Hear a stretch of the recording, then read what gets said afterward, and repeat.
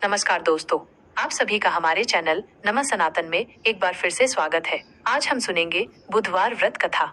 समतापूर्ण नगर में मधुसूदन नाम का एक धनवान व्यक्ति रहता था। उसका विवाह बलरामपुर नगर की एक सुंदर युवती संगीता से हुआ था। एक बार मधुसूदन अपनी पत्नी को लेने के लिए बलरामपुर गया। संगीता के माता पिता ने उसे रोकते हुए कहा, बेटा आज बुधवार है, इस दिन यात्रा नहीं करनी चाहिए। लेकिन मधुसूदन ने इस बात को अंधविश्वास मानते हुए अनसुना कर दिया और संगीता को लेकर बैलगाड़ी से यात्रा पर निकल पड़ा।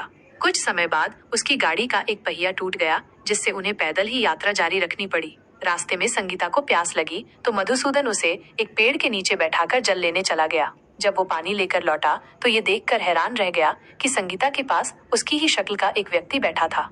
संगीता भी चौंक गई क्योंकि दोनों एक जैसे दिख रहे थे। मधुसूदन ने उस व्यक्ति से पूछा, तुम कौन हो और मेरी पत्नी के पास क्यों बैठे हो?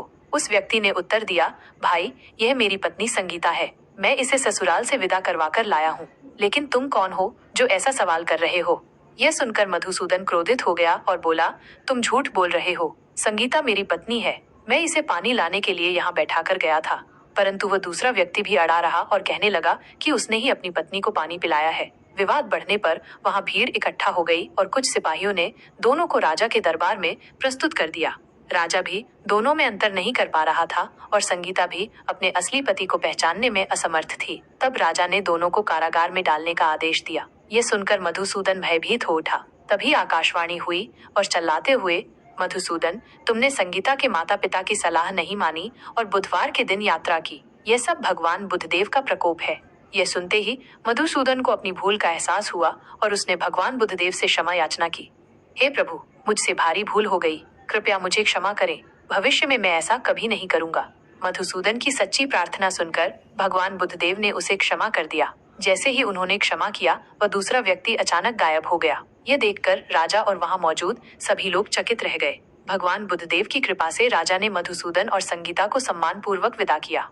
इसके बाद मधुसूदन और उसकी पत्नी बुधवार का व्रत करने लगे और उनका जीवन आनंदमय हो गया। भगवान बुद्धदेव की कृपा से उनके घर में सुख समृद्धि बनी रही। जो भी श्रद्धा से बुधवार का व्रत रखता और कथा सुनता है, भगवान बुद्धदेव उसकी सभी परेशानियां दूर कर देते हैं। तो ये थी आज की बुधवार व्रत कथा। अगर आपको ये कथा पसंद आई तो कमेंट में जरूर बताएं और हमारे चैनल नमः सनातन को सब्सक्राइब करें। धन्यवाद।